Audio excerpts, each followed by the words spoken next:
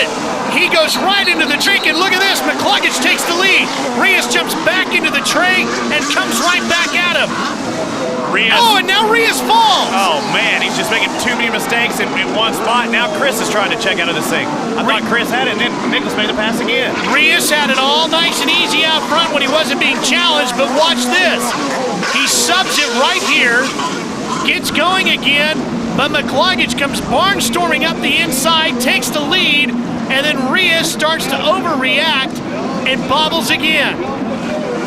Chris gave him a little bit of a splash in the way by too, but look at him. He looks over. He's got smooth sailing if he keeps it up, but no. Oh, he bobbles. Pulls a leg out of the tray, and now Reyes comes up to take the lead. We thought it was just a normal day of the lake. He looked over to the side, little did he know Nicholas was coming up next to him. And where did Nicholas come from? I thought he was way back. He is really charging today. You can forget all about moto number one. It's going to come right down to this race right here. Take a look at this again. Here is Reyes charging hard, and that's right where McCluggage bobbles, comes out of the tray, and Reyes takes the lead back. Did you see how Nicholas was staying low? That boat was hooked up the whole time. Remember me talking about the channels in between the waves? That was a perfect case of it right there. Chris was hopping, and Nicholas was smooth. Oh, and Reyes bobbles again. But McCluggage is too far back, and he bobbles. Can't take advantage of that one. See, notice them coming down that front straightaway. It's the same thing as the back straightaway. They'll have those channels they can work with. Now they're having to come in a 90-degree angle straight into those waves, and you can time those as well and maybe jump a couple in one shot. You can see the interval there between first and second. Jason Windebank running along back in fifth. He's had a good run here today. Windebank really doesn't get a lot of credit. He's been up front pretty much all year at certain times, but it's hard for him to, get the whole day going like the heat race or maybe, do all right in the main. Meanwhile, the battle up front continues, and look at Reyes almost falling out of the back of the tray, and McCluggage comes back once again to take the lead. Who wants it the most? Nicholas Reyes making a bobble, and Chris just grabbed a handful of throttle, and now he's back out in front again. Who's going to want it more today, Ralph? I'm not sure if it's going to come down to who wants it more or who's going to make the least amount of mistakes. McCluggage bobbles again, and look at this. Here comes Reyes. And he bobbles. And he set up on the outside. He tried doing that, outside-inside move, but cut a little bit too early. And you don't want to be tackling those 30-pound buoys because they weigh a lot, especially when you're flailing around. Well, it's going to be hard to make any tricky moves, Robbie, because the waves are not going to give you a good rhythm here today. Just when you think you have an easy wave, there could be another one behind it to throw you off. Exactly. You really have to look quite a ways ahead of you because unlike, the ocean races, you can see those big swells. It's hard to see these little waves, the chop. McCluggage on the Kawasaki continues to lead.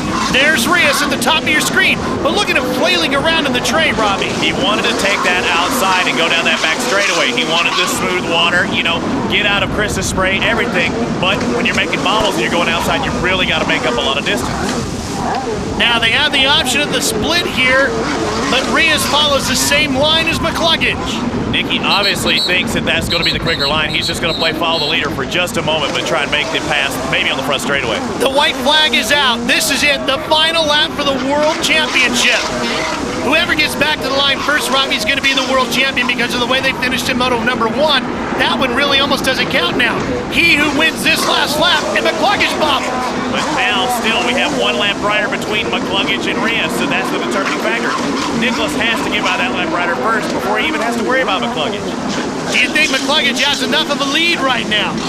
I would have to say so right now. And, remember, Nicholas and Mac have been going at it all year long. Mac really, really wants it. One of the things driving McCluggage right now is the fact that he lost a world championship here last year on the last lap. He doesn't want to do that again. Now, Robbie, they have the opportunity here to choose lanes again. McCluggage to the outside. Let's just see which way Reyes goes. He goes inside. Nicholas is taking the shorter route to that checkered flag. McCluggage, he subs it. McCluggage submarines the boat. Here comes Reyes. Reyes on the inside will take the win and the World Championship. 2 years in a row, Chris McCluggage has lost a world title on the last lap here at Havasu. Last year, Chris lost the title in the sit-down class, the runabout division. This year in the stand-up class. Right here, Robbie, he submarines it. He got the front end a little bit too deep there. He's been having it all day. Unfortunately, it happened on the last turn. There are the final results. Nicholas Reyes wins the World Championship in Pro Ski. Let's head down to Victory Lane.